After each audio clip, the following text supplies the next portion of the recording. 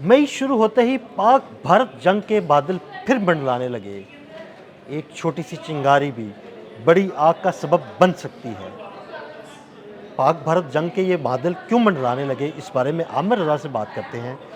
आमिर भाई, 1 साल हो गया मार्का हक को, हमने भारत को मुंह तोड़ जवाब दिया। उसके बाद ऑपरेशन संदूर, ऑपरेशन तंदूर बन गया, लेकिन अभी फिर कुछ खबरें आ रही हैं कि भारत किसी भी वक्त मिस एडवेंचर कर सकता है। आज 5 मई है।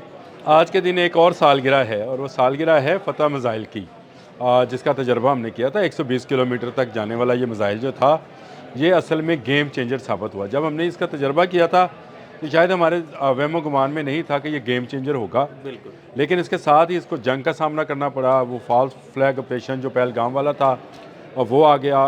भारत ने इस तरह का झूठा प्रोपोगंडा शुरू किया और उसके बाद जंग का आगाज़ कर दिया। जंग के इब्तदाई दिनों में हमने उनके राफेल गिरा लिए और उसके बाद उनके पास माँ सवाए ये कि वो अपने मिज़ाइल्स के ज़रिए पाकिस्तान पर हमला करते, बल्कि अपने इंटरसेप्टर से जो है वो हमारे मिज़ाइल्स को रोकते।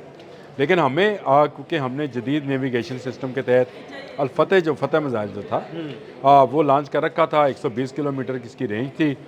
इसके ज़रिए से हमने भारत के कोने कोने में जो है आग बरसाई और फिर वो भारत जो है वो घुटनों पे आ गया और आकर उसने अमेरिका की मिन्नतें की और अमेरिका की वजह से ये जंग बंद हुई। इसमें कोई दो राय हो नहीं सकती।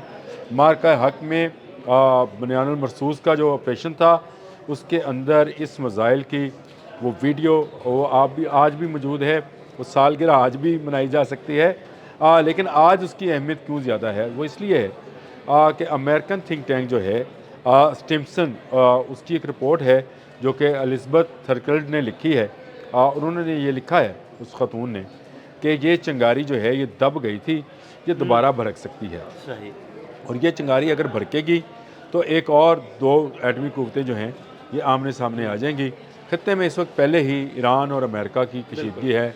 ईरान, अमेरिका, इसराइल, मुत्तहिदा अरब अमारात चलें इस तरह कर लेते हैं। और इसमें ये कशीदगी जो है भारत एक मज़ीद फॉल्स फ्लैग ऑपरेशन के ज़रिए कोई इस तरह का एडवेंचर कर सकता है। इसलिए ज़रूरी था कि मैंने जब आपकी बात सुनी तो मेरे जहन में आया कि आज तो 5 मई है। आज के दिन हमने फ़तह मिज़ाइल जो था इसका हमने टेस्ट किया था और आज उसकी भी सालगिरह है। तो भारत मेरा ख़्याल है इन मिज़ाइल्स के होते हुए जो पाकिस्तान ने इसके बाद जो फैसला रॉकेट फोर्स वाला किया था और उसके बाद यके बाद दीगरे हमने कई ऐसे मिज़ाइल्स को टेस्ट कर रखा है। कई ऐसे मिज़ाइल्स का हमने जो है उसको चला रखा है जो इससे पहले हमने किसी जंग में इस्तेमाल नहीं किए और उनको हमने इस्तेमाल करना है अगर हम पर कोई ना कोई मुल्क जो है हमलावर होने की कोशिश करता है। देखें, पाकिस्तान की तमाम मिज़ाइल, पाकिस्तान के तमाम जहाज़, पाकिस्तान की तमाम दिफाई टेक्नोलॉजी जो है ये सिर्फ दिफा के लिए है। अगर कोई मिस एडवेंचर करने की कोशिश करेगा तो उसको सबक सिखाया जा सकता है और उसके लिए अल-फतह मिज़ाइल जो है ये काफ़ी है। बिल्कुल ठीक। मैं ये फ़तह 1, 2, 3, 4 तक जो है जो कैटेगरीज़ हैं ये काफ़ी है और ये इनकी रेंज इतनी है कि इनको रोकना ना S-400 के बस की बात है ना S-300 की बस की बात है। भारत के बस की अगर बात होती तो आदमपुर वाला उनका जो इंटरसेप्टर सिस्टम S-400 था बच जाता। अब वो और वो जब बचा भी नहीं और जब तबाह हुआ तो उन्होंने रशिया से कहा कि मैं S-500 दे दें। रशिया ने इनकार कर दिया। तो आप मुझे बताएं, ऐसी सूरत हाल में ये बात ठीक है कि मोदी जो है उसको हजीमत का सामना करना पड़ा है, उसको उसकी फ़ौज डीमोरलाइज है।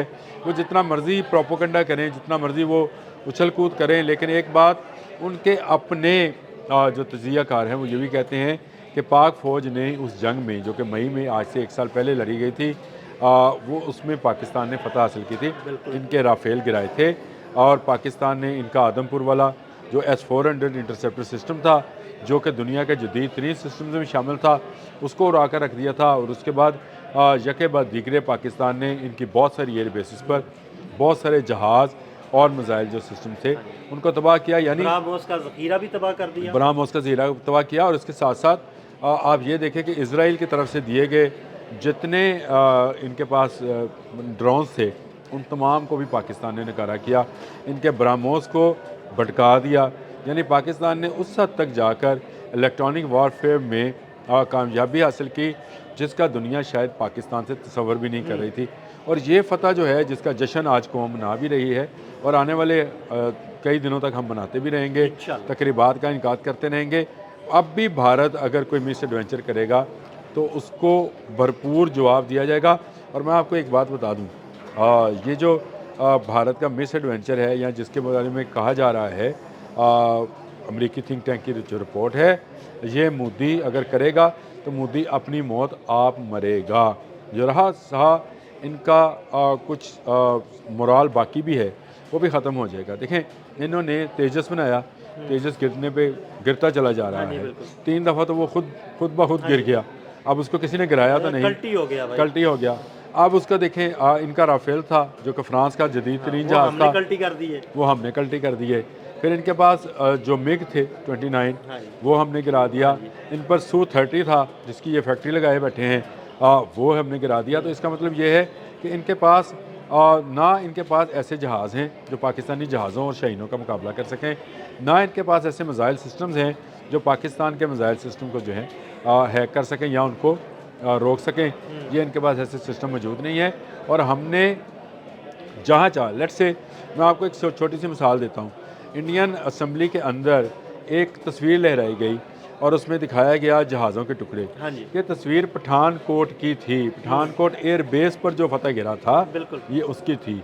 और ये पाकिस्तानी जाबाज, पाकिस्तान की रॉकेट फोर्स, शाहीन, ये तमाम आज भी तैयार हैं, इसी काम के लिए तैयार हैं और इसी काम के लिए वो मौजूद हैं। जज्बा शहादत उनमें मौजूद है कि भारत अगर मिस एडवेंचर करता है तो भारत को पहले से ज़्यादा, जो 1 साल पहले इसको सबक सिखाया था, मेरा ख्याल है ये सबक अभी भूला नहीं होगा।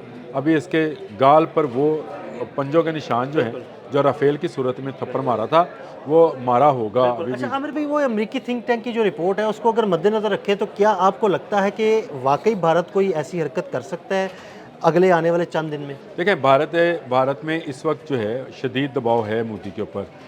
पाकिस्तान ना सिर्फ ये जंग जीता बल्कि उसके बाद उसने दुनिया के दिल जीत लिए जब उसने अमेरिका और ईरान के दरमियान सालसी की। ये आग लगी पड़ी है वहाँ का। अगर मीडिया देखें तो वो, अब उसको क्या कहें, एक जानवर की तरह ऊंची आवाज़ में बोल रहा है। और उससे अंदाज़ा ये होता है, उससे नज़र ये आता है कि ये इनको इस वक्त कितना प्रेशर है या दबाव है। इस प्रेशर और दबाव में ज़रूरी ये है कि पहले ये अपनी फ़ौज का मोराल बनाएं। इनकी फ़ौज का मोराल जो है वो कहीं ऊपर नहीं है। उसकी 2 बुनियादी वजूहात हैं। हमने एक व्लॉग किया था, अगर आपको याद होगा तो वो किया था हमने चीन के नए ड्रोन सिस्टम पर, जो उससे बॉर्डर पर जो है ना वो नस्ब कर दिया है। एटलस नाम है उस सिस्टम का। एटलस सिस्टम जो है ये इसने इंडियन बॉर्डर्स पे नस्ब कर रखा है। और आज भी इलेक्ट्रॉनिक वॉरफेयर के अंदर ना ये चीन का मुकाबला कर सकते हैं, ना ये पाकिस्तान का मुकाबला कर सकते हैं। चीन और पाकिस्तान मिलकर दोनों एक दूसरे का जो है वो दिफा करना जानते हैं। तो मेरा ख्याल है थिंक टैंक की रिपोर्ट इस हद तक ठीक है कि जो उस पर प्रेशर है, दबाव है, उसमें वो मिस एडवेंचर कर सकता है। लेकिन ये रिपोर्ट भी है कि अगर वो मिस एडवेंचर करेगा तो पहले से ज़्यादा मार पड़ेगी और भारत टूटने की तरफ चला जाएगा। इसको मोदी किस हद तक अफोर्ड करता है ये देखने के लिए। बिल्कुल, बहुत शुक्रिया आमिर भाई। आमिर भाई ने सारे मामले पर बड़ी तफसील के साथ रोशनी डाली। मज़ीद अपडेट्स के लिए हमें फॉलो करते रहें। अदील अहमद और आमिर रज़ा को इजाज़त दीजिएगा। अल्लाह हाफ़िज़।